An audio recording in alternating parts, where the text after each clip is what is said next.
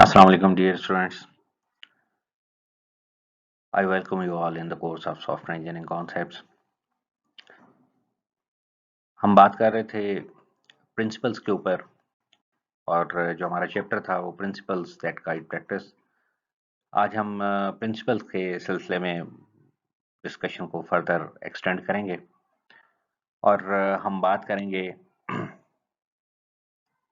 जो हमारे पास principles framework activities पे हमें गाइड करते हैं, लेकिन उससे पहले एक क्विक रिकैप लेते हैं कि हमने प्रीवियस लेक्चर्स में किन किन कॉन्सेप्ट्स को कवर किया। डियर स्टूडेंट्स, हमने लास्ट लेक्चर में बात की सॉफ्टवेयर इंजीनियरिंग प्रैक्टिस इनफैक्ट है क्या और इस प्रैक्टिस की हमें क्या ज़रूरत है, क्यों इसे फॉलो किया जाता है। फिर हमने जो बात की वो प्रिंसिपल्स जो कि प्रोसेस लेवल पे गाइड करते हैं, वो कौन कौन से प्रिंसिपल्स हैं, ठीक है, और उनका क्या रोल है। और इसी तरह से हमने प्रैक्टिस लेवल प्रिंसिपल्स के ऊपर भी बात की। इसके अलावा हमने लास्ट लेक्चर में फ्रेमवर्क एक्टिविटीज़ लेवल पे जो डील करते हैं प्रिंसिपल्स, उनको भी स्टडी किया, लेकिन हमने उनकी जस्ट देखी ओवरव्यू देखा कि इनफैक्ट फ्रेमवर्क एक्टिविटीज़ लेवल पे प्रिंसिपल्स कहाँ कहाँ पे अप्लाई होते हैं। तो आज हम इसी डिस्कशन को कंटिन्यू करते हैं। जो एजेंडा पॉइंट है हमारा आज के लेक्चर का, उसमें हम फ्रेमवर्क एक्टिविटीज़ को जो हमने प्रोसेस मॉडल्स में देखी थी, उसमें जो प्रिंसिपल्स हमें गाइड करते हैं उनको डिटेल में देखेंगे। And we will talk about principles that guide in communication activity. फिर ऐसे प्रिंसिपल्स पे बात करेंगे जो प्लानिंग में हमें गाइड कर रहे होते हैं। इसी तरह से मॉडलिंग लेवल के प्रिंसिपल्स पे बात करेंगे। और मॉडलिंग लेवल जो हमारे पास है, इसको फर्दर दो पार्ट्स में हम देखेंगे। कुछ प्रिंसिपल्स हैं जो कि हमारे एनालिसिस मॉडल को डील कर रहे होते हैं और कुछ प्रिंसिपल्स हैं जो कि डिज़ाइन मॉडल को डील कर रहे होते हैं। तो इस तरह से इनको देखेंगे। फिर हम बात करेंगे कंस्ट्रक्शन के ऊपर, और कंस्ट्रक्शन को अगेन दो पार्ट्स में हम देखेंगे। जो प्रिंसिपल्स अवेलेबल हैं, एक हमारे पास कोडिंग और एक हमारे पास टेस्टिंग है। और कोडिंग पे अगर हम स्पेसिफिकली बात करें तो कोडिंग को हम फर्दर सेग्रीगेट करेंगे प्रिपरेशन, प्रोग्रामिंग और वैलिडेशन एक्टिविटीज़ के ऊपर। और इन तीनों के स्पेसिफिक प्रिंसिपल्स हम देखेंगे कि किन किन चीज़ों को ख्याल रखा जाना चाहिए ड्यूरिंग कंस्ट्रक्शन एक्टिविटीज़। और लास्टली हम बात करेंगे डिप्लॉयमेंट प्रिंसिपल्स के ऊपर। तो आज के लेक्चर में हम one by one in principles को डिटेल में स्टडी करते हैं। और इस डिस्कशन में बहुत सारे कॉन्सेप्ट ऐसे भी होंगे जो शायद हम पहले उनके ऊपर काफ़ी डिटेल में बात कर चुके होंगे। तो इसमें हम फिर ऐसे प्रिंसिपल्स जिनको हमने ऑलरेडी बहुत डिटेल में देखा हुआ है, इन प्रिंसिपल्स की जो डिस्कशन है उनकी डिटेल में हम नहीं जाएंगे, और वो प्रिंसिपल्स जिनको हमने डिस्कस नहीं किया उनको हम ज़रा डिटेल में समझने की कोशिश करेंगे।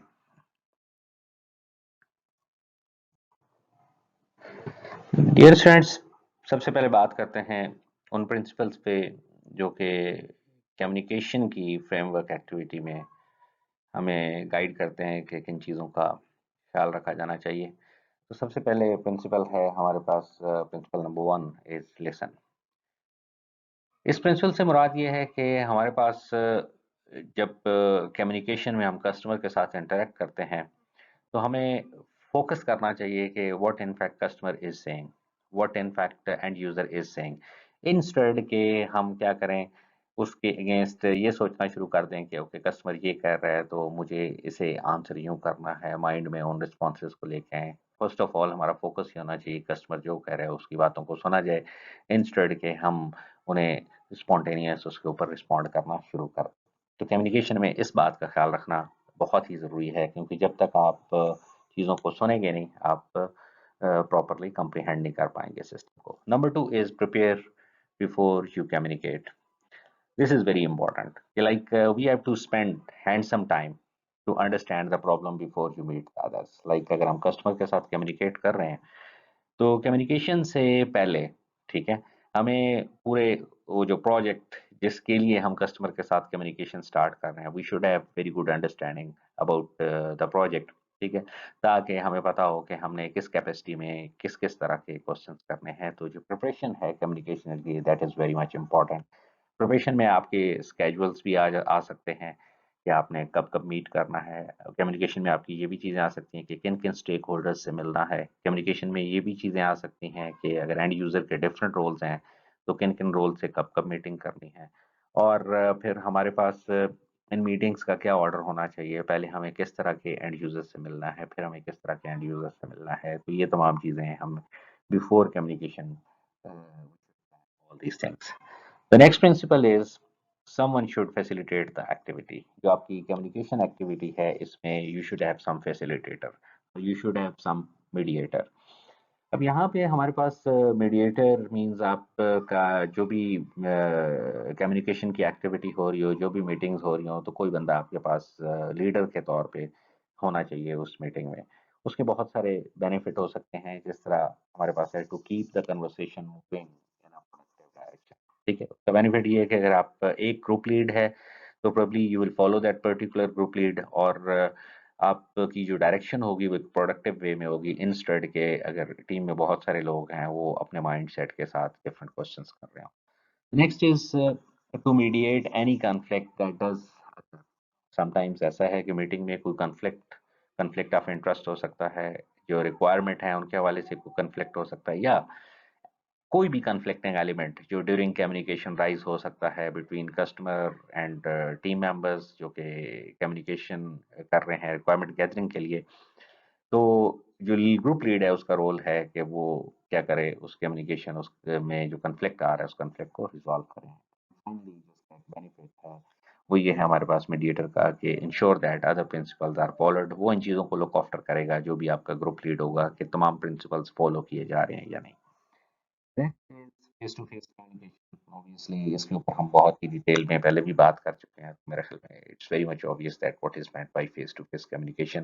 Preferably go for face to face communication instead of other medium. Okay, तो कम्युनिकेशन में जो हमारे पास नेक्स्ट प्रिंसिपल है that is another very important principle, take notes and document decisions. कि whatever customer is saying, you should document that discussion। ठीक है, customer के तमाम वर्ड्स को, ठीक है, जो भी उनके साथ हो रही है उन तमाम चीज़ों को आप रिकॉर्ड करें। ठीक है, और जो भी इम्पोर्टेंट डिसीजंस अगर डिस्कशन में हो रहे हैं, लाइक कस्टमर कहते हैं ये चीज़ क्यों होनी चाहिए, या किसी चीज़ के ऊपर डेलिब्रेशन होती है और डेलिब्रेशन के बाद कंसेंसस पहुंचते हैं कस्टमर के साथ मिलकर के ये चीज़ इस तरह से होनी चाहिए, तो आपको वो तमाम डिसीजंस भी डॉक्यूमेंट करने चाहिए। अब रिकॉर्डिंग के लिए प्रॉब्ली आप डिफरेंट मीडियम यूज़ कर सकते हैं, हम आगे जाके इन चीज़ों को देखेंगे भी। सम यूजुअली जो आप के होते हैं वो आप ज़ाहिर है चीज़ों को क्या कर रहे होते हैं, probably used to take the notes. आप उनको अपने पास नोट कर रहे होते हैं, या फिर आप अगर समझते हैं समटाइम्स, लेकिन वो ज़्यादा एप्रोप्रिएट होती है जब हम इंटरफेस डिज़ाइनिंग की एक्टिविटीज़ को कंडक्ट कर रहे होते हैं। आप कस्टमर की जितनी भी चीज़ें हैं उसको क्या कर सकते हैं, ऑडियो रिकॉर्डिंग के थ्रू भी अपने पास सेव कर सकते हैं, प्रोवाइडेड के कस्टमर आपको अलाउ करें। So the next principle is strive for collaboration. Collaboration and consensus occurs when the collective knowledge of members of the team is combined. This is very important कि हमने preferably ये कोशिश करनी है कि हम कोलैबोरेटिव वे में चीज़ों को लेके चलें। कोलैबोरेटिव वे में अब आपके पास कस्टमर जो है, preferably it should be part of your team. ठीक है, you should have very close liaison to the customer. और कस्टमर्स में भी यही है कि अगर आपके किसी एक को डेवलप करने के लिए अगर डिफरेंट रूल्स हैं, इस मॉडल को यूज कर रहे हैं, तो प्रोबब्ली ये मुमकिन है कि ये वाला रोल किसी एक पर्टिकुलर रिक्वायरमेंट को किसी और तरह से एक्सप्लेन कर रहा हो, जबकि दूसरा जो रोल है ये इसे किसी और तरह से एक्सप्लेन कर रहा हो। या ये भी पॉसिबिलिटी है कि एक ही रोल में अगर दो लोग हैं तो वो किसी और तरह से एक रिक्वायरमेंट को बताएं कि हमें ये सिस्टम न्यू रिक्वायरमेंट चाहिए। तो ये चीज़ प्रॉब्लमैटिक होती है, इसमें कॉन्फ्लिक्ट्स आ रहे होते हैं कि अब किसकी बात को फोकस किया जाए। तो प्रॉब्ली ऐसी सिचुएशन में कोलैबोरेशन इज मोस्ट इम्पोर्टेंट, कि आप क्या करें, तमाम जो आपके एक रोल के अंदर डिफरेंट लोग आ रहे हैं, या फिर आपके पास जो डिफरेंट रोल्स हैं वो सारे इकट्ठे बैठ के अगर आप इसके ऊपर रिक्वायरमेंट के ऊपर डेलिब्रेशन करते हैं तो फिर इस तरह के कॉन्फ्लिक्ट्स नहीं आते, और अगर आते हैं तो वो वहीं पे रिजॉल्व हो जाते हैं in case of different point of view about a particular requirement. The next principle is stay focused, modularize your decision. यहाँ पे क्या है, the more people involved in any communication, the more likely that discussion will bounce from one topic to the next topic. तो इसमें जो एक important चीज़ है कि try to focus on one thing. अगर हम किसी एक चीज़ को टारगेट कर रहे हैं, जो कि हमने शुरू में बात की थी कि हमने प्रिपरेशन की हुई है कि हमने पर्टिकुलर सेट ऑफ यूजर से मिलना है और अकॉर्डिंगली हमने चीज़ों को मॉडलराइज भी किया हुआ है, ठीक है। कि लाइक हम पहले इस चीज़ को डिस्कस करेंगे, फिर इसको और फिर इसको, तो प्रॉब्ली जब हम डिस्कशन करके अगर किसी एक पॉइंट हमने फोकस किया हुआ है उसी है बात हमें चलना चाहिए इंस्टेड कि हम ऐसे पॉइंट को छोड़ दें ताकि हमारी डिस्कशन निकल जाए। तो we should be focused on a particular agenda item, ठीक है। और चूंकि हमने चीज़ों को मॉडलाइज किया तो फिर नेक्स्ट एजेंडा आइटम और उससे अगला एजेंडा आइटम पे हम मूव कर सकते हैं। The next is if something is unclear, draw a picture. This is another important principle that we should take care about during communication. कि समटाइम्स ऐसा होता है कि कस्टमर अगर रिक्वायरमेंट आपको बता रहा है तो प्रॉब्ली वो रिक्वायरमेंट आपको बहुत ज़्यादा क्लियर नहीं हो रही होती, तो ऐसे केस में it's better to draw a picture, like वो कोई किसी चीज़ का फ्लो आपको बता रहा है, तो like,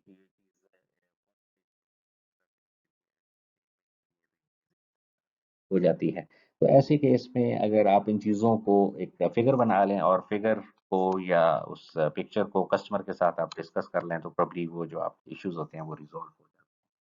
next is once you agree to something, move on. इस चीज़ को ज़रा समझने की कोशिश करें कि during communication, during requirement gathering, जब आप कस्टमर के साथ इंटरेक्ट करते हैं तो एक चीज़ है कि जब आप किसी चीज़ के ऊपर एग्री कर जाते हैं कि ओके ये रिक्वायरमेंट है, आप अंडरस्टैंड कर लेते हैं, तो हमें डिस्कशन को आगे मूव करना चाहिए। इसकी एक और सिचुएशन है, if you can't agree to something, move on. अब ये एक और एक्सट्रीम आ गई कि अगर एग्री नहीं भी कर रहे तो फिर भी मूव करते हैं। तो ये इसलिए यहाँ पे स्टेज के ऊपर ये चीज़ बताई जा रही है कि समटाइम्स इट हैपन्स कि हम एक डिबेट में पड़ जाते हैं और जब डिबेट में पढ़ते हैं तो it is wastage of time. तो ऐसे केसेस में जब चीज़ें अनक्लियर ना हो रही हों और हम एक डिबेट वाली सिचुएशन में चले जाएं तो probably we should leave that particular point और that particular requirement and we should move on. उसकी रीज़न ये है कि हम वेट एंड सी पे चले जाते हैं, हम ये देखते हैं कि ओके लेटर ऑन अगर इससे मिलता जुलता कोई कॉन्सेप्ट आता है या हम कोई और रिक्वायरमेंट समझेंगे तो प्रॉब्ली उससे ये एक पर्टिकुलर फिनोमेना हम कम्प्रीहेंड कर पाएंगे, तो इस वजह से हम डिसएग्रीमेंट के केस में मूव कर जाते हैं। If a feature or function is unclear and cannot be clarified at the moment, move on. और इसमें भी यही है कि अगर कोई कोई फीचर, कोई रिक्वायरमेंट, कोई चीज़ अगर आपकी क्लियर नहीं हो रही एट मोमेंट तो leave that particular functionality for future. क्या हो सकता है फ्यूचर में हो लेकिन हम उसे अपने पास नोट डाउन कर लेते हैं कि ये चीज़ें अनक्लियर हैं, हो सकता है अपकमिंग डिबेट में वो चीज़ें क्लियर हो जाएं, कस्टमर हमें किसी और पॉइंट ऑफ व्यू से चीज़ को बताएगा या किसी और पर्सन से हम मिल के इस रिक्वायरमेंट को अंडरस्टैंड कर सकते हैं। The next is negotiation is not a contest or game. It works best when both parties win. अब negotiation is an important thing. Negotiation से क्या मुराद है कि we used to negotiate with the customer in order to define a particular requirement. कि हम customer के साथ डिस्कस करते हैं कि आपकी ये रिक्वायरमेंट है, क्या ये चीज़ आपको इसी तरह से डिज़ायरेबल है। तो जब हम चीज़ों को नेगोशिएट कर रहे हो कस्टमर के साथ तो हमने इस सिचुएशन में नहीं जाना कि we are doing some competition और कॉन्टेस्ट विद द कस्टमर कि हमने विन करना है, जो हम बात कह रहे हैं हमारी बात ठीक है या हम लूज कर जाएंगे कस्टमर विन कर जाएगा। This is not like a game जिसमें हमारे पास कंपटीशन है। रादर हमारा ऑब्जेक्टिव क्या होना चाहिए कि जो कस्टमर कह रहा है उसको अंडरस्टैंड करें या जो हम बात कह रहे हैं कस्टमर उसको अंडरस्टैंड करे और हम एक विन विन कंडीशन के ऊपर पहुंचे। विन विन कंडीशन होनी चाहिए, ठीक है, जिसमें जो उसका जो भी मौक़िफ़ है, जो ऑब्जेक्टिव है वो क्लियर हो और हम भी उसके अकॉर्डिंगली उसे चीज़ें दें क्योंकि हम प्रोडक्ट्स जो है वो कस्टमर के लिए बना रहे हैं। ओके डियर स्टूडेंट्स, तो अब मूव करते हैं हम नेक्स्ट स्टेज के ऊपर, नेक्स्ट फ्रेमवर्क एक्टिविटीज़। इसमें जो हमारे पास प्रिंसिपल्स हैं उनको देखते हैं। तो next is the principle regarding planning, इनके ऊपर बात करते हैं। सबसे पहला प्रिंसिपल है understand the scope of project. Scope of project हमें इसके ऊपर पहले भी बहुत दफ़ा फॉर्मली इनफॉर्मली बात कर चुका हूँ कि what is scope. Scope defines basically what to do and what not to do. It defines the boundaries of your project. आपके प्रोजेक्ट की बाउंड्रीज बताता है कि okay if you are going to automate something तो इस case में automation में आपको पता होना चाहिए कि एक ओवरऑल सिस्टम, लाइक आप यूँ कह सकते हैं कि अगर ये पूरी एक ऑर्गेनाइज़ेशन है, तो हमें पता होना चाहिए कि हमने क्या करना है। तो प्रोबब्ली ये जो एक बाउंड्री है, it should be very much clear कि आप करना क्या चाह रहे हैं। जब तक आपको अपने स्कोप के बारे में क्लियर नहीं होंगे, तो डेफ़िनिटली आप कभी भी अपना जो रोड मैप है, उसे सेट नहीं कर सकते। वो पॉसिबल नहीं है। तो जो सॉफ्टवेयर है बेसिकली, इसका स्कोप अगर वेल डिफाइंड हो तो आपको अपनी डेस्टिनेशन क्लियर होती है कि हमने करना क्या है। तो understanding the scope of project is very important during planning, कि जब हम प्लानिंग पे जाते हैं तो उसमें हमारे पास जो स्कोप की अंडरस्टैंडिंग है वो बहुत ही क्लियर होनी चाहिए। Principle we used to take care about, or we used to follow during planning phase. The next is involve the customer in planning activity. Customer जो है इसे आप प्लानिंग एक्टिविटी में शामिल करें। उसकी रीज़न ये है कि कस्टमर आपको डिफरेंट जो फंक्शनैलिटीज़, फीचर्स या मॉड्यूल्स की हैं, उनकी प्रायोरिटीज़ के बारे में बताता है, ठीक है? और वो आपके लिए बेनिफिशियल हो सकती है। ये कुछ कॉन्स्ट्रेंट्स के बारे में बता सकता है, जिनको हमने फॉलो करना है, ठीक है? कि ये चीज़ हमें कब चाहिए, किस तरह है, उसके अकॉर्डिंगली हम अपने प्लान को सेट कर सकते हैं कि ये चीज़ें हाई प्रायोरिटी हैं, ये पहले चाहिए, ये लो प्रायोरिटी हैं, हम ये बाद में कर सकते हैं। और इस तरह से। The next is recognize the planning is iterative. हमारे पास जो प्लानिंग है, ऐसा नहीं है कि once we have planned everything and उसके बाद हम ये है कि उसको बहुत ही रिलीजियसली या रिजिडली फॉलो करेंगे, ठीक है? और उसके बाद अगर कोई भी किसी किस्म की चेंज आती है तो वो अकोमोडेट नहीं करेंगे। तो ऐसा नहीं होना चाहिए। रादर हमारे जो प्लान होने चाहिए वो फ्लेक्सिबल होना चाहिए, आइटरेटिव होना चाहिए। हमें उसे दोबारा देखना चाहिए, रिविजिट करके उसको चेंज के अकॉर्डिंगली हम उसमें फ्लेक्सिबिलिटी ला सकते हैं, उसमें चेंजेस ला सकते हैं। The next is estimate based on what you know.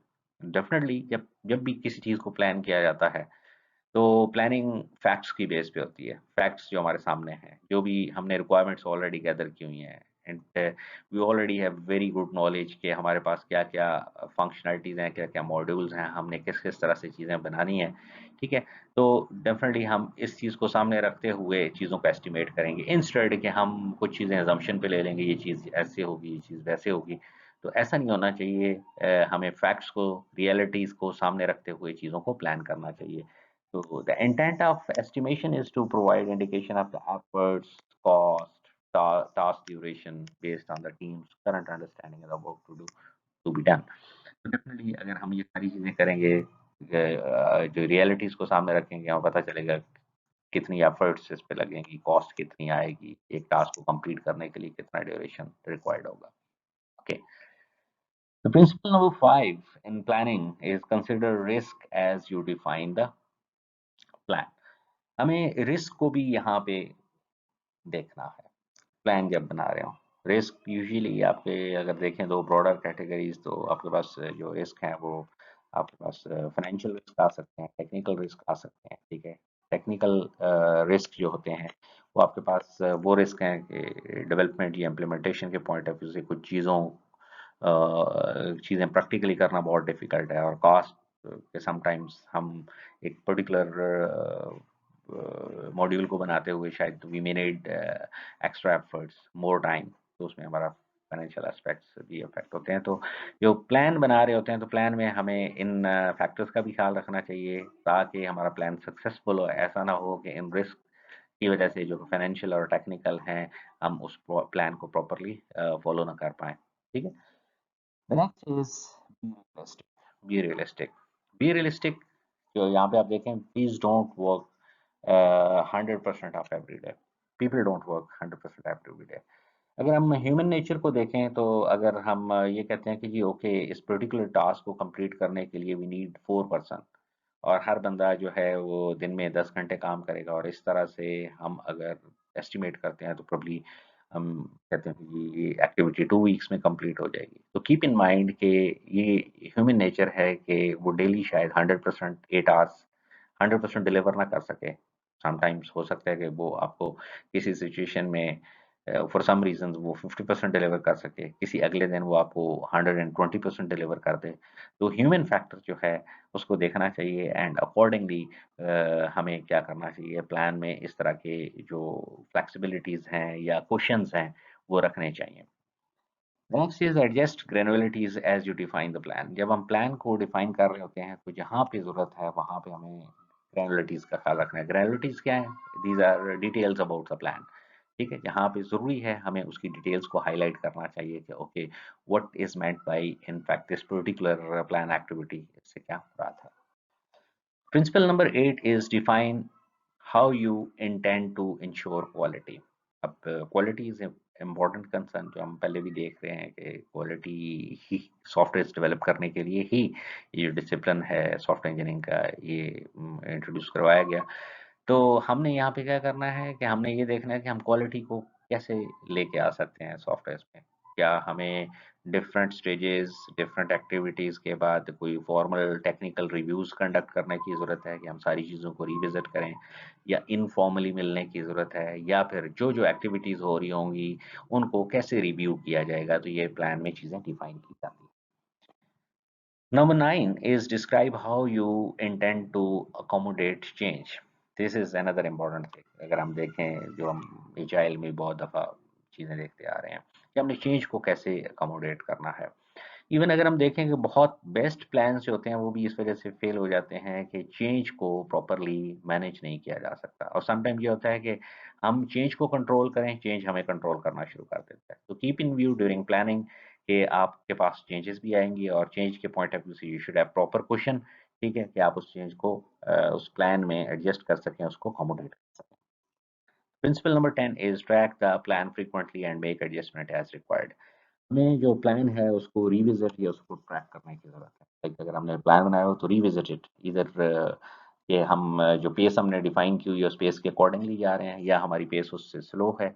अगर प्लेस पेस हमारी बहुत स्लो है तो फिर हमें अकॉर्डिंगली जो अपकमिंग एक्टिविटीज़ हैं प्लान की उस प्लान को हमें दोबारा एडजस्ट करने की ज़रूरत है ताकि वो एक रियलिस्टिक प्लान हो। तो इसलिए हम कह रहे थे कि ये प्लान जो है ये बहुत ज़्यादा रिजिड नहीं होना चाहिए। इट शुडंट बी लाइक कि हमने एक दफ़ा प्लान डेवलप कर दिया और हमने बहुत ही रिलीजियसली उसे फॉलो करना है, क्योंकि रियल लाइफ में ज़ाहिर है वेरिएशंस आती हैं और 100% चीज़ों को स्ट्रिक्टली फॉलो करना पॉसिबल नहीं होता। तो उसमें जो क्वेश्चन है या फ्लेक्सिबिलिटी है वो होनी चाहिए। Okay, dear students, the next phase our framework activity is the modeling। और मॉडलिंग के लिए भी हमारे पास प्रिंसिपल्स अवेलेबल हैं, और जिस तरह मैंने आपको एजेंडा की स्लाइड में बताया कि हम जो मॉडलिंग के प्रिंसिपल्स हैं इनको दो पार्ट्स में सेग्रीगेट करते हैं। एक तो हमारे पास एनालिसिस मॉडलिंग और दूसरा हमारे पास डिज़ाइन मॉडलिंग के प्रिंसिपल्स होंगे। अब हमारे पास जो रिक्वायरमेंट मॉडलिंग, इसे हम एनालिसिस मॉडलिंग दोनों नाम इसके लिए यूज़ करते हैं। ये बेसिकली क्या होता है एनालिसिस मॉडल में कि कस्टमर से हमने जितनी भी रिक्वायरमेंट्स गैदर की हुई हैं उन रिक्वायरमेंट्स को एक स्टैंडर्ड वे में जो रिप्रेजेंट करते हैं, तो ये एक्टिविटी एनालिसिस मॉडलिंग कहलाती है। और एट द एंड जो हमें प्रोडक्ट मिलती है या डिलीवरेबल मिलता है उसको हम कहते हैं दिस इज एनालिसिस मॉडल। और इसमें हम एनालिसिस मॉडल में जो हमारे पास होता है हम क्या करते हैं कि जो सिस्टम है जिसको हम बनाने जा रहे हैं उसको हम तीन डिफरेंट पॉइंट ऑफ व्यू तीन डिफरेंट पॉइंट ऑफ व्यू से एक हम उसकी इंफॉर्मेशन डोमेन को एलैबोरेट करते हैं। इंफॉर्मेशन डोमेन क्या है हम आगे जाके जब प्रिंसिपल्स पे बात करेंगे तो इसको देखते हैं। इंफॉर्मेशन डोमेन्स मींस डिफरेंट जो डेटा एलिमेंट्स हैं जिनके साथ वो सिस्टम डील करेगा, वो डेटा एलिमेंट्स क्या हैं, क्या हमने वो तमाम डेटा एलिमेंट्स समझ लिए हैं और उनको रिप्रेजेंट कर दिया। The next is function domain. Function domain means system कौन कौन सी फंक्शनलिटीज ऑफर करेगा, क्या वो तमाम फंक्शनलिटीज हमने प्रॉपरली रिप्रेजेंट की हैं या नहीं की। The other one is behavioural domain. ठीक है, बिहेवियरल डोमेन में आपके पास क्या आ रहा है कि हमारे पास जब सिस्टम के साथ कोई एक एक्सटर्नल एंटिटी इंटरेक्ट करती है या कोई एक इवेंट फायर होता है तो उस पर्टिकुलर इवेंट के अगेंस्ट सिस्टम कैसे बिहेव करेगा। तो इन तमाम चीज़ों को हमने क्या करना होता है मॉडल करना होता है एनालिसिस मॉडल में। We have to take care about the information domain, function domain and behaviour domain during analysis modelling activity. और हमारे पास जो एक एनालिसिस मॉडल बनता है उसमें इन तीनों चीज़ों की रिप्रेजेंटेशन होनी चाहिए। The next is design model. Design model में हमारे पास क्या है कि हमारे पास एनालिसिस मॉडल को हम फॉलो करते हुए हम डिज़ाइन बनाते हैं, यानी उन्हीं चीज़ों को आप दूसरे लफ्ज़ों में कहें तो हम रिफाइन करते जाते हैं। और जो नेक्स्ट एक्टिविटी हमारी कोडिंग वाली आती होती है, ये डिज़ाइन मॉडल हमें कोडिंग एक्टिविटीज़ के बहुत ही करीब लेके चला जाता है, ठीक है। तो इसमें हम बेसिकली क्या कर रहे होते हैं, represents the characteristics of the software that help practitioners to construct it effectively. ऐसी चीज़ों को जो एनालिसिस मॉडल में हमने डिटरमिन की हुई है, उनको इस तरह से डिटेल में हम प्रेजेंट करते हैं कि जो इसकी कंस्ट्रक्शन या कोडिंग की एक्टिविटी को इजीली अचीव किया जा सके। जिसमें ज़ाहिर है हम क्या करेंगे, हम जो उसका आर्किटेक्चर है, architecture is nothing but kind of modules and their breakdown, कि किस किस तरह से कौन से मॉड्यूल्स हैं, द यूजर इंटरफेस कि यूजर कैसे सिस्टम के साथ इंटरेक्ट करेगा, और कंपोनेंट लेवल डिटेल्स के डिफरेंट मॉड्यूल्स क्या हैं और कंपोनेंट्स क्या हैं। इन चीज़ों के ऊपर डेफिनेटली आर्किटेक्चर क्या होता है, user interface, component level details, ये शायद अभी टर्मिनोलॉजीज की हद तक आप माइंड में रखें, इनके ऊपर हम डिटेल में इंशाल्लाह बात करेंगे। ओके, तो सबसे पहले हम फिर अब देखते हैं, जो मॉडलिंग को हमने दो पार्ट्स में डिवाइड किया है, तो हमारे पास एक एनालिसिस मॉडलिंग या रिक्वायरमेंट मॉडलिंग है। तो रिक्वायरमेंट मॉडलिंग के प्रिंसिपल्स को सबसे पहले देखते हैं। Number one, the information domain of the problem must be represented and understood. हमने कहा था ना कि रिक्वायरमेंट मॉडलिंग में हम क्या करते हैं, तीन तरह की रिप्रेजेंटेशंस बहुत ही इंपॉर्टेंट है, इंफॉर्मेशन डोमेन की, फंक्शनल डोमेन की और बिहेवियर डोमेन की। यहाँ पे वो प्रिंसिपल नंबर वन यही कह रहा है कि information domain of the problem must be represented and understood. यानी आप एक सिस्टम में कौन कौन से एक सिस्टम कौन कौन से डेटा को डील कर रहा है, उसमें क्या इंफॉर्मेशन इन है, क्या इंफॉर्मेशन प्रोसेसिंग हो रही है, क्या इंफॉर्मेशन आउटपुट है, कौन से एलिमेंट्स ऐसे हैं जिनको सिस्टम स्टोर करना चाहता है, किस तरह की रिपोर्टिंग होनी चाहिए, एंड मेनी अदर थिंग्स। ये आपकी चीज़ें हैं। तो हम इंशाल्लाह जो इंफॉर्मेशन डोमेन की रिप्रेजेंटेशन कैसे होती है, इसको काफ़ी डिटेल में देखेंगे। फिलहाल ये प्रिंसिपल ये कह रहा है कि जी हमें information domain definitely proper representation करनी चाहिए। और प्रिंसिपल नंबर सेकंड जो है, ये भी इसी चीज़ को कह रहा है कि हमारे पास जो फंक्शन डोमेन थी, ठीक है, वो भी प्रॉपर्ली हमें डिफाइन करनी चाहिए। Function that software performs must be defined, कि हमें क्लियर हो एनालिसिस मॉडल में कि कौन कौन सी फंक्शनलिटी सॉफ्टवेयर परफॉर्म कर रही है। तो जाहिर है ये एक जो इन्फो फंक्शन डोमेन थी उसके ऊपर फोकस कर रहा है कि इसकी रिप्रेजेंटेशन होनी चाहिए। और सिमिलरली प्रिंसिपल नंबर थ्री जो है, ये बिहेवियरल डोमेन के ऊपर फोकस कर रहा है कि as a result of external event, ठीक है, आपका सिस्टम कैसे रिप्रेजेंट करेगा, तो आप कैसे बिहेव करेगा, सॉरी, तो इसकी रिप्रेजेंटेशन भी करनी चाहिए। तो ये पहले तीन प्रिंसिपल इस बात पे फोकस कर रहे हैं कि हमें पहला इंफॉर्मेशन डोमेन की रिप्रेजेंटेशन प्रॉपर हो, दूसरा फंक्शन डोमेन और तीसरा behaviour. The principle number four of requirement modeling says the model that depict information, function, and behavior must be partitioned in a manner that uncovers detail in a layered architectural fashion. तो यहाँ पे हम जो model कर रहे हैं तीनों context में, like information domain, function domain, behaviour domain, हमने क्या करना है, हमने इन तमाम चीज़ों को एक प्रॉपर तरह से पार्टीशन करना है। पार्टीशन से क्या मुराद है, अगर मैं बिल्कुल आसान अल्फाज में आपको एग्जांपल देना की कोशिश करूँ, कि हमारे पास एक बहुत बड़ी फंक्शनलिटी, हमने उस फंक्शंस को सब फंक्शंस में डिवाइड कर लिया। अब ये क्या है, हम फंक्शन डोमेन की पार्टीशन कर रहे हैं कि हमने एक मेजर सॉफ्टवेयर था, पहले तो उसको with respect to function modules में डिवाइड किया, और फिर हर एक मॉड्यूल के अंदर अगर हमारे पास फर्दर कोई डिवीजन पॉसिबिलिटी है तो हमको कर देते हैं।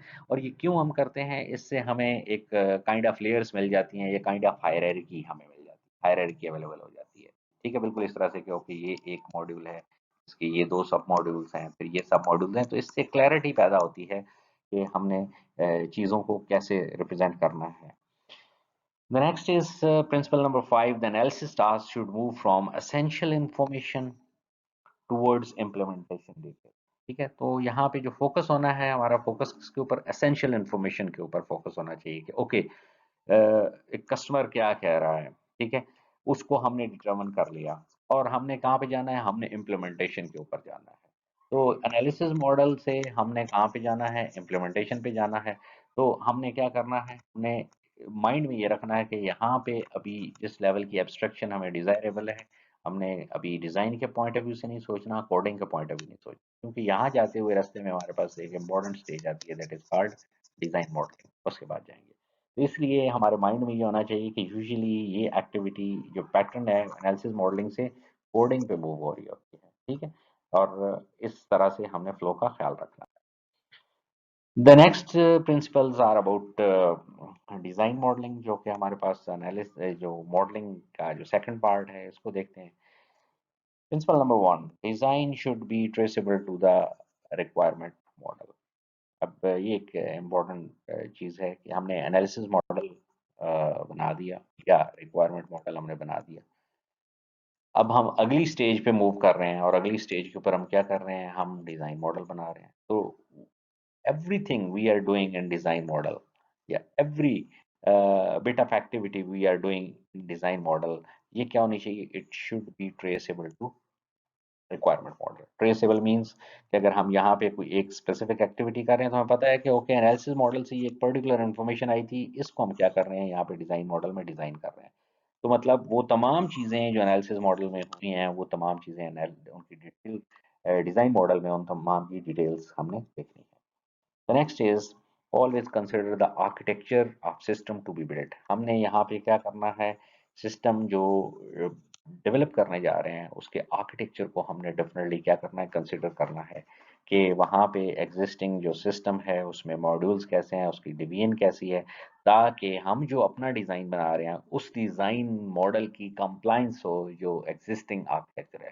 लाइक एक इंडस्ट्री एक ऑर्गेनाइजेशन है, वो डिफरेंट आप यूँ कह लें डिपार्टमेंट्स में डिवाइडेड है और डिपार्टमेंट्स में फर्दर सब सेक्शंस हैं, तो एक उनका एक आर्किटेक्चर है। तो keeping in view that particular architecture और design model should have proper compliance, उसके साथ उसकी कंप्लायंस होनी चाहिए। The principle number 3, design of data is as important as design of processing information. अब यहाँ पे इस चीज़ के ऊपर फोकस किया जा रहा है कि हम अपनी फंक्शनैलिटीज़ पे तो फोकस कर रहे होते हैं। हम देखते हैं कि ओके, हमने अपनी जो एनालिसिस मॉडल में जो रिक्वायरमेंट थी उनको रिक्वायरमेंट को डिज़ाइन मॉडल में कैसे रिप्रेजेंट करना है, यानी उन फंक्शनैलिटीज़ को। अब डेफिनेटली फंक्शनैलिटीज़ के साथ हमारे पास जो डेटा है, जो इंफॉर्मेशन डोमेन की हमने बात की थी, डेटा डेटा जो कि सिस्टम में आ रहा है, सिस्टम जा रहा है या प्रोसेस हो रहा है, तो उसकी भी उतनी ही सिग्निफिकेंस है। तो we have to properly design data as well. और इसको हम देखेंगे जब आगे जाके हम डिज़ाइन स्टेजेस के ऊपर जाएंगे, तो हम प्रॉपरली जो इन्फॉर्मेशन जितनी भी होती है उस इन्फॉर्मेशन को हम डिज़ाइन करते हैं। और इसके ऊपर आपका एक कंप्लीट कोर्स भी होगा डेटाबेस मैनेजमेंट सिस्टम्स के नाम से, जिसमें आप देखेंगे कि ओके हम मैनेजमेंट सिस्टम्स में जो या इंफॉर्मेशन सिस्टम्स में जो डेटा होता है उस डेटा को कैसे हम डिटरमिन करते हैं और उस डेटा को हम कैसे फिर एक प्रॉपर फॉर्म में नॉर्मलाइजेशन के थ्रू लेके आते हैं, and we use to develop entity relationship diagrams. Principle number 5, user interface design should be tune to the needs of end user. ठीक है, हमने जो भी यूजर इंटरफेस की अभी यहाँ पे बात हो रही है, इंटरफेस क्या है, वो इंटरफेसेस जिनके थ्रू यूजर सिस्टम के साथ इंटरेक्ट करता है, जो स्क्रीन्स हैं, ये जो भी चीज़ आपको विजिबल है जिसके थ्रू इंटरेक्शन पॉसिबल है। तो हमारे पास यूज़र इंटरफेस हमने इस तरह से ट्यून करना है, इस तरह से डेवलप करना है कि वो यूज़र की नीड्स के अकॉर्डिंगली हो, कि एक इंटरफेस पे यूज़र को जो जो चीज़ें चाहिए वो उसको अवेलेबल हो, और उसके साथ साथ हमने ईज़ ऑफ यूज़ का भी ख्याल रखना है। ठीक है, कि वो इंटरफेस इस्तेमाल करना आसान हो, बहुत कॉम्प्लिकेटेड ना हो कि यूज़र के इंटरेक्शन के इश्यूज हो। The next is component level design should be functionally independent.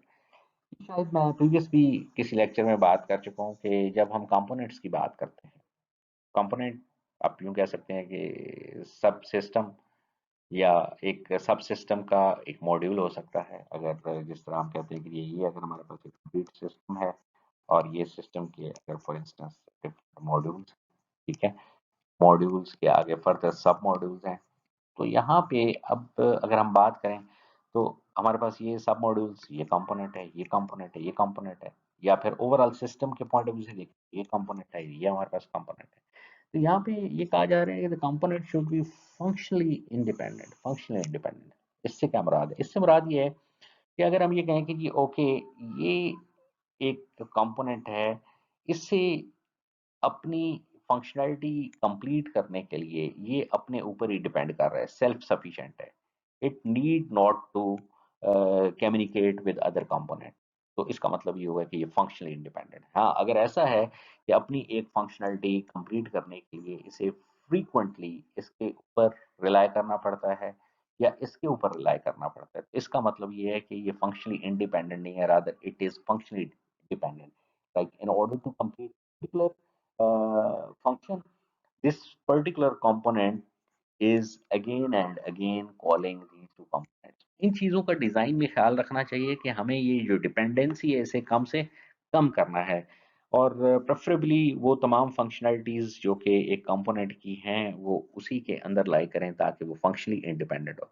जब फंक्शनली इंडिपेंडेंट होगा तो मैंने एक टर्म और आपके साथ शेयर की थी कोहेजन और कपलिंग की। जब फंक्शनली इंडिपेंडेंट होंगे तो यहाँ पे इस केस में आपके पास जो कोहेजन है, कोहेजन वो क्या हो जाएगी? कोहेजन इंक्रीज हो जाएगी फंक्शनली इंडिपेंडेंट जब होंगे। जब फंक्शनल डिपेंडेंसी बढ़ती है तो उसमें आपकी कोहेजन रिड्यूस हो जाती है और कपलिंग इंक्रीज हो जाती है। ओके, नेक्स्ट प्रिंसिपल पे अगर हम बात करते हैं तो प्रोबब्ली ये आप इस पॉइंट को डिस्कस भी कर चुके हैं। Component should be loosely coupled to one another or to the external environment. Loosely coupled से क्या मुराद है? अब यहाँ पे ये उसी प्रिंसिपल को फर्दर एंडोर्स कर रहा है, कह रहा है कि okay, if particular module is depending on another module, ठीक है, इसके साथ इसकी कपलिंग हो रही है, तो this coupling should be loose enough कि उसकी डिपेंडेंसी इसके ऊपर बहुत ज्यादा ना हो, ये डिपेंडेंसी कम से कम है। यानी कोई भी एक कंपोनेंट डिजाइन करते हुए हमने इस बात का ख्याल रखना है कि ये कंपोनेंट सेल्फ सफिशिएंट हो, और अगर इसकी डिपेंडेंसी किसी दूसरे के ऊपर है, पहली बात तो नहीं होनी चाहिए, और अगर है, जाहिर है हमारे पास कोई भी सिस्टम यूनिवर्स में क्लोज सिस्टम नहीं है, उसकी किसी न किसी दूसरे के साथ इनपुट चाहिए होगी, ठीक है, वहां से इंफॉर्मेशन चाहिए होगी, और उसके इंफॉर्मेशन प्रोवाइड कर रहे हैं तो वो कम से कम होनी चाहिए, ठीक है। प्रिंसिपल नंबर 8, डिजाइन रिप्रेजेंटेशंस, यानी जो मॉडल हमने बना दिए शुड बी इजीली अंडरस्टैंडेबल, कि उसकी जो रिप्रेजेंटेशन है वो बहुत ज़्यादा कॉम्प्लेक्स नहीं होनी चाहिए। It should B simple enough कि आपका ओवरऑल सिस्टम को उसकी जो रिप्रेजेंटेशन है वो आसान हो, ताकि उसके अकॉर्डिंगली फिर हम कोडिंग पे जाएंगे तो कोडिंग आसान हो जाएगी और फिर मेंटेनेंस की एक्टिविटीज अकॉर्डिंगली आसान होंगी। Principle number 9, the design should be developed iteratively. With each iteration, the designer should strive for greater simplicity. Design की एक्टिविटी अगर इटसेल्फ देखें, एक तो हमने बात की थी ना, ओवरऑल हमारे प्रोसेस मॉडल्स आइटरेटिव होते हैं, ठीक है, कि हम रिविजिट करते हैं, तो एक ये कि अगर हम डिजाइन फेज के ऊपर ही हैं, ठीक है, लाइक हमने यूं कहते हैं कि we have done with communication, we have done with planning and now we are doing modelling, ठीक है, और मॉडलिंग में हमारे पास क्या है, एनालिसिस मॉडलिंग और डिजाइन मॉडलिंग पे आ गए हैं, ठीक है, इसके बाद हमारे कंस्ट्रक्शन और फिर हमारे पास डिप्लॉयमेंट की एक्टिविटीज आ रही हैं फॉर इंस्टेंस। तो यहाँ पे क्या है कि हर एक एक्टिविटी यहाँ पे बात की जा रही है, इट शुड बी आइटरेटिव। आप एक दफ़ा डिज़ाइन को कंप्लीट कर लें तो उसे क्या करें, दोबारा रिविजिट करें, फिर रिविजिट करें, ताकि उसमें इम्प्रूवमेंट आए और सिंप्लिसिटी इंश्योर कर सकें हम। ओके, तो अब हम स्टूडेंट्स बात करते हैं कंस्ट्रक्शन के प्रिंसिपल्स को।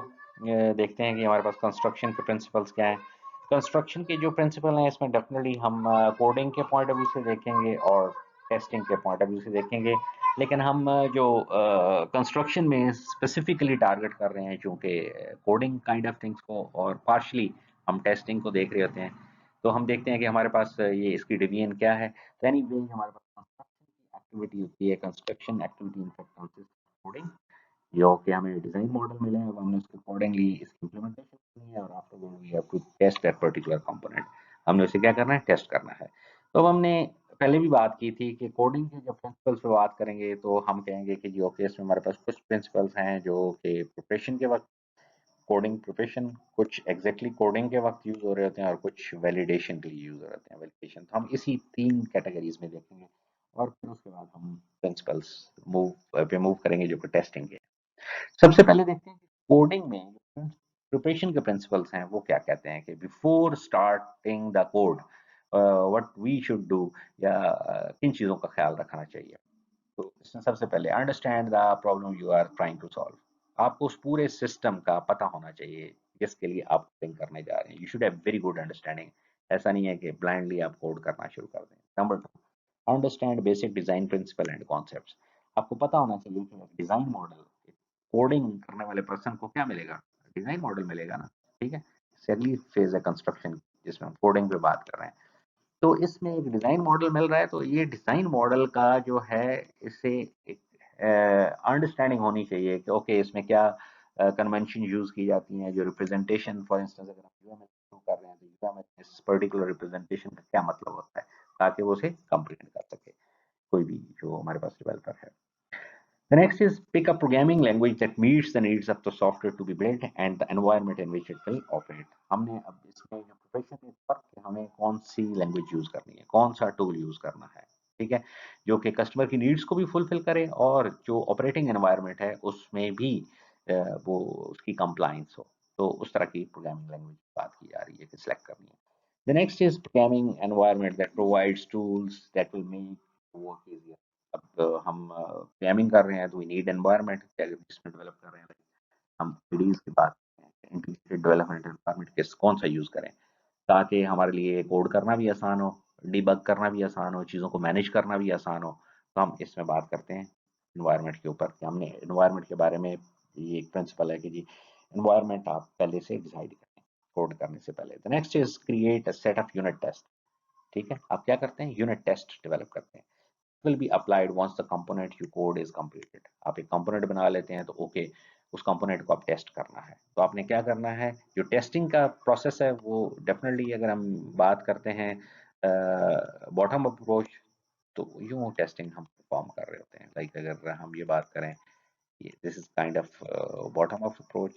ये हमारे पास जो है चीज़ें कि हम क्या करते हैं, यूनिट टेस्टिंग से स्टार्ट करते हैं, इसको टेस्ट करेंगे फिर इसको टेस्ट करेंगे, फिर इन दोनों को मिला के, ठीक है, जो टेस्टिंग होगी वो इस लेवल के ऊपर हो जाएगी। इसी तरह से अगली स्टेज के ऊपर बात करें तो हम इसको टेस्ट करेंगे, इसको करेंगे, फिर इसको इंटीग्रेट करके इस लेवल पे टेस्टिंग होगी। फिर उससे अगली स्टेज पे क्या होगा कि ये और ये आपस में मिल जाएंगे और फिर हम इस लेवल की टेस्टिंग कर रहे होंगे। तो हम यूनिट लेवल के जो टेस्ट होते हैं वो क्या करते होते हैं, उनको प्रिपेयर कर लेते होते हैं।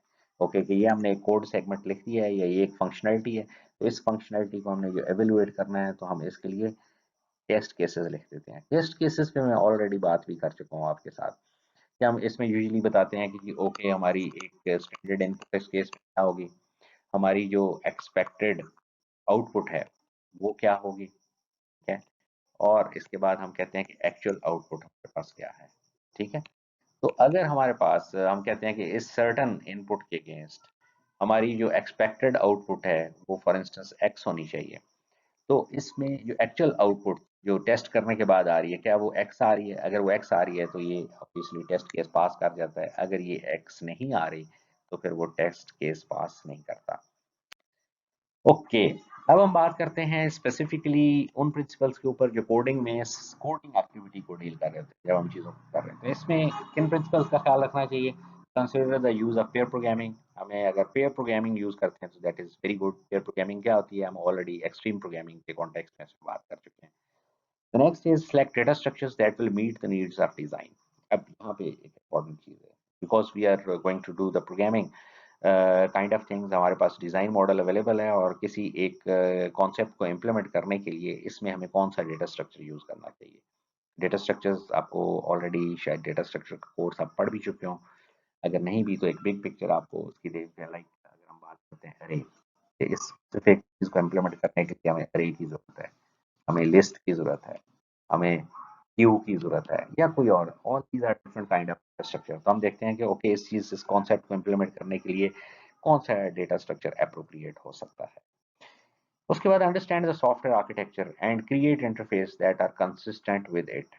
हम क्या करते हैं, जो आर्किटेक्चर डिज़ाइन मॉडल में हमें प्रोवाइड किया होता है हम उसको अंडरस्टैंडिंग उसकी होनी चाहिए और हम उसके क्या करें, इंटरफेसेस डेवलप करें जो कि कंसिस्टेंट हो उस आर्किटेक्चर के साथ। ठीक है, आर्किटेक्चर क्या है, is nothing but division organization of the different modules. तो वो हमने उसको अंडरस्टैंड करना है और फिर अकॉर्डिंगली इंटरफेसेस उसके क्रिएट करने हैं। Next is keep conditional logic as simple as possible. Conditional logic क्या होती है, आपके पास जितने भी कंडीशनल कंस्ट्रक्ट्स हैं, लूपिंग इफ एंड एल्स के जो स्ट्रक्चर्स आपके पास एग्जिस्ट करते हैं।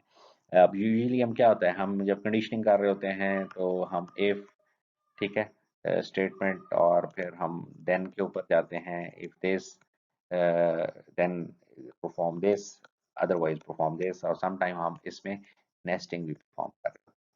तो अब इसमें हमें इस बात का ख्याल रखना चाहिए कि we should be as simple as possible.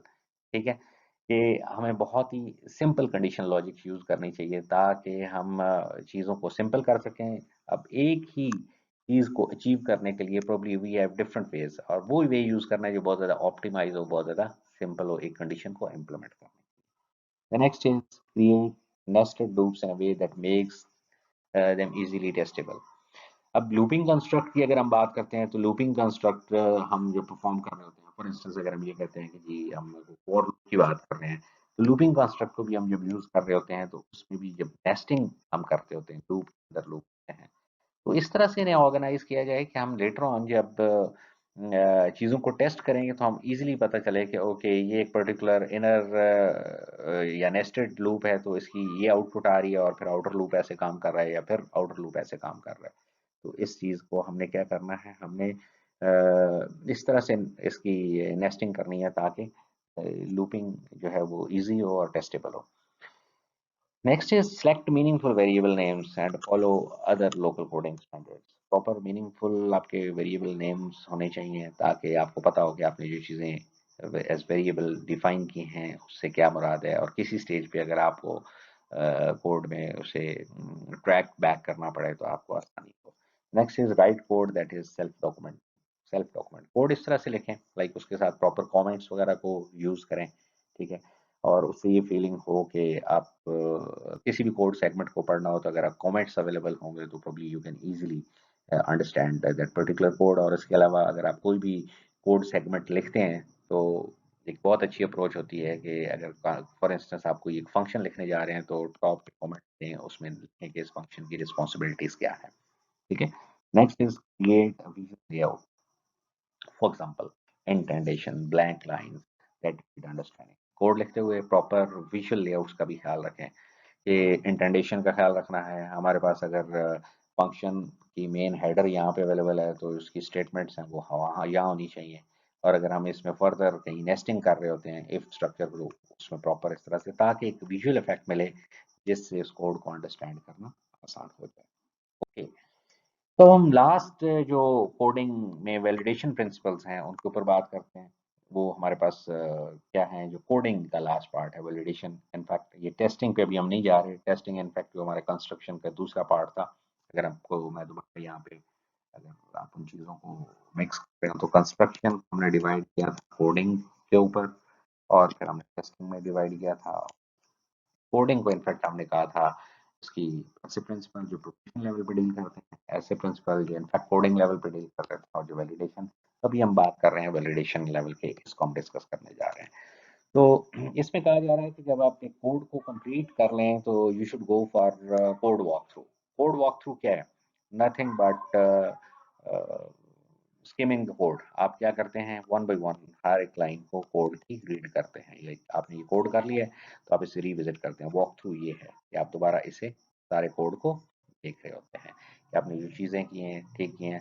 इसके अगर देखें कोड वॉक थ्रू के आजकल हमारे पास जो ऑप्शंस हैं डीबगर्स वगैरह हैं या डीबगिंग है, हम डिफरेंट चेक पॉइंट्स लगा के सॉफ्टवेयर को डीबग करते हैं तो प्रोबब्ली हमें हेल्प आउट कर रहे होते हैं in order to perform the code walk through. The next is perform unit test and correct errors you have uncovered. Unit testing हम ऑलरेडी बात कर चुके हैं कि हम हर एक यूनिट को टेस्ट करेंगे, ठीक है, और अगर उसमें कोई एरर्स आ रहे हैं तो हम उनको प्रेफरेबली अनकवर करते हैं। रीफैक्टर द कोड, रीफैक्टर हम शायद पहले भी इस कॉन्सेप्ट को देख चुके हैं। रीफैक्टरिंग जैसे रीफैक्टरिंग क्या है, बेसिकली रिव्यू, ठीक है, रिव्यू। हम क्या करते हैं, रीफैक्टर करते हैं कोड को, दोबारा हम रिविजिट करते हैं, रिवाइज करके देखते हैं कि ओके इज एवरीथिंग परफेक्ट, उसमें कोई इशू है, कोई प्रॉब्लम तो नहीं है। ओके डियर स्टूडेंट्स, तो अभी हमारे पास जो सेकंड लास्ट फ्रेमवर्क एक्टिविटी जो कंस्ट्रक्शन की है उसमें दूसरे पार्ट पे हम बात करते हैं जो टेस्टिंग के प्रिंसिपल्स हैं। टेस्टिंग के प्रिंसिपल्स में नंबर वन हमारे पास है all test should be traceable to the customer requirements. कि अगर हम अभी टेस्टिंग परफॉर्म कर रहे हैं तो अब इससे traceable to the customer requirement, यानी जितने भी टेस्ट परफॉर्म कर रहे होते हैं हमें ये कस्टमर की रिक्वायरमेंट के अकॉर्डिंगली देखने हैं।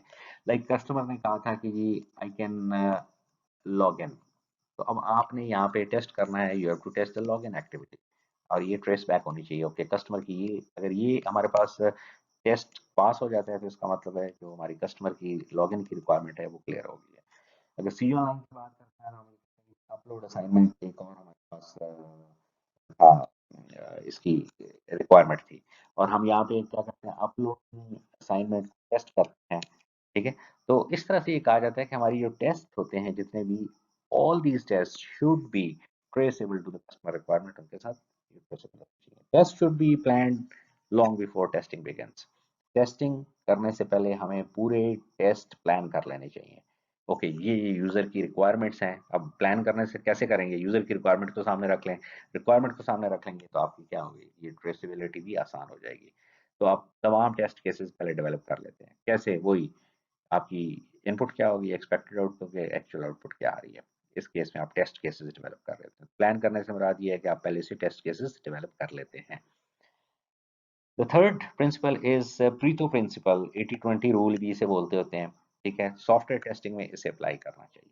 इससे क्या मुराद है 80-20 प्रिंसिपल की? 80% इफेक्ट्स कम्स फ्रॉम 20% काजेस। आपके यूजुअली जो सॉफ्टवेयर में एरर्स आ रहे होते हैं या प्रॉब्लम्स आ रहे होते हैं, 80% ऑफ द एरर्स जो आपके आ रहे होते हैं वो किसी 20% ऑफ द रीजन से आ रहे होते हैं। जो उसका ग्रे एरिया है, जो प्रॉब्लमेटिक एरिया होगा, वो इस 20% होगा। इसका मतलब अगर हम इस 20% को प्रॉपरली एडजस्ट कर लेते हैं, ये 80% एरर्स रिमूव हो जाते हैं। The next is testing should begins in small and progress toward testing is large. ये भी हम बात कर चुके हैं, जो मैंने प्रीवियस स्लाइड में बताई है कि हम यूनिट लेवल की टेस्टिंग से बात स्टार्ट करते हैं, फिर इसको इंटीग्रेट करते हैं, यहाँ टेस्ट कर रहे हैं, इसी तरह से ये यूनिट्स में ला के हमने टेस्ट किए। फिर ये अगर एक ही लेवल के ऊपर हमारे पास ये दोनों चीजें आ रही हैं, इसको टेस्ट किया, इसको टेस्ट किया, फिर हम ऊपर मूव करते जाते हैं। Next is exhaustive testing is not possible. Exhaustive testing से क्या मुराद है कि हम इतना सॉफ्टवेयर को रिगोरसली टेस्ट कर लें, इतना रिगोरसली टेस्ट कर लें कि उसमें हमारे पास कोई एरर रहे ही नहीं। तो ये ज़ाहिर है अगर लॉजिकली देखा जाए तो ये पॉसिबल नहीं है कि हम इतना एग्जॉस्टिवली टेस्ट करें कि उसमें एरर ना रहे, क्योंकि अगर एग्जॉस्टिव टेस्ट की तरफ जाएंगे we need lot of efforts, we need lot of time, तो वो ज़्यादा रियलिस्टिक अप्रोच नहीं होती। तो हम इसमें प्रेफरेबली कोशिश होती है कि एरर्स ना हो सॉफ्टवेयर में, लेकिन ज़ाहिर है हमारे पास बहुत सारी चीज़ें फिर भी मिस हो जाती हैं। तो ये एक रियलिटी माइंड में होनी चाहिए कि हम ये कभी भी किसी सॉफ्टवेयर को 100% एरर फ्री नहीं बना सकते। मास वाइवन प्रोजेक्ट्स के जो कि हम फॉर्मल मेथड मॉडल के थ्रू डेवलप करते हैं, हम ऑलरेडी बात कर चुके हैं, क्योंकि उसमें हमारा इंटेंशन या ऑब्जेक्टिव भी डिफरेंट होता है। Okay, the last activity is the deployment activity, and now we will discuss the principle that used to deal with the deployment activity. ये हमारे पास आखिरी set of principle है। इसमें सबसे पहले आ रही है कि customer expectations for the software must be managed.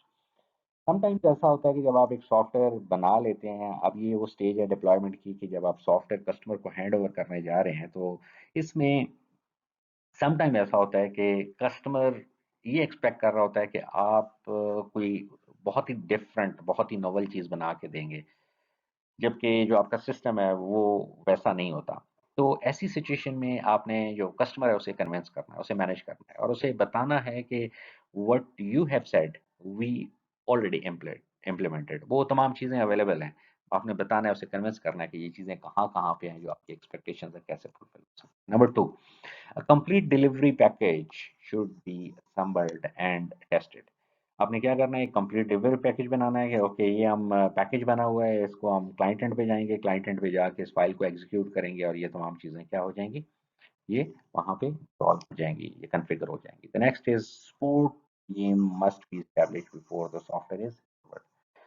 Software deliver करने से पहले जितनी भी पॉसिबल कस्टमर के सपोर्ट के पॉइंट ऑफ व्यू से चीज़ें हो सकती हैं, लाइक उनके फ्रीक्वेंटली आस्क्ड क्वेश्चन हो सकते हैं, कोई ट्रबल शूटिंग से रेलेवेंट क्वेरीज हो सकती हैं, तो उन तमाम के ऊपर you should provide proper support. एक डॉक्यूमेंट आप डेवलप करें जो कि उन्हें क्या कर रहा हो, गाइड कर रहा हो। Next is appropriate instruction material must be provided to end user. अगर कोई सॉफ्टवेयर को ऑपरेट करने के लिए specific set of instructions required हैं, ऑपरेटिंग मैनुअल रिक्वायर्ड है, तो वो आपने पूरा ऑपरेटिंग मैनुअल उनको प्रोवाइड करना चाहिए।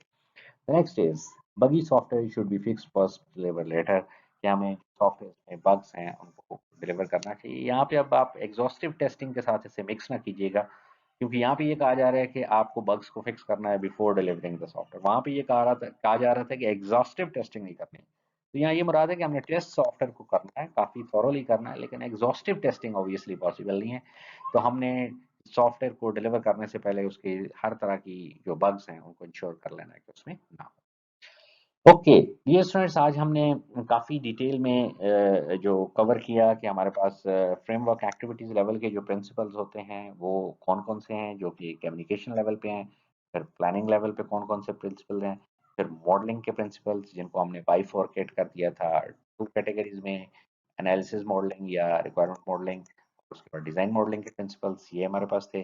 फिर हम कंस्ट्रक्शन पे गए, तो कंस्ट्रक्शन की एक्टिविटी को हमने इनफैक्ट कोडिंग और टेस्टिंग में डिवाइड कर दिया। हमने कोडिंग के प्रिंसिपल भी देखे और टेस्टिंग, और कोडिंग में हमने स्पेसिफिकली एक्सप्रेशन लेवल के प्रिंसिपल, कोडिंग करते हुए, और फिर वैलिडेशन लेवल के प्रिंसिपल्स को देखा, फिर हमने टेस्टिंग के प्रिंसिपल्स पे बात की, और फिर हमने डिप्लॉयमेंट के प्रिंसिपल्स को देखा। तो डियर स्टूडेंट्स, ये वो तमाम प्रिंसिपल्स हैं। आज हमारा ये सेकंड लेक्चर था प्रिंसिपल्स पे। अगर ये प्रिंसिपल अगर आप माइंड में रखते हैं तो हम जो लेटर ऑन ये एक्टिविटीज़ स्टार्ट करने जा रहे हैं, जिसमें हम सबसे पहले ये देखें कि कम्युनिकेशन कैसे करनी है, प्लानिंग कैसे करनी है, मॉडलिंग कैसे करनी है, हमने कंस्ट्रक्शन कैसे करनी है, और फिर इसी तरह से हमने डिप्लॉयमेंट कैसे करना है। तो हम अगर इन प्रिंसिपल्स को प्रॉपरली डिफरेंट स्टेजेस के ऊपर फॉलो करते जाते हैं, तो हम ये तमाम एक्टिविटीज़ को बहुत ही आसानी के साथ परफॉर्म कर सकते हैं।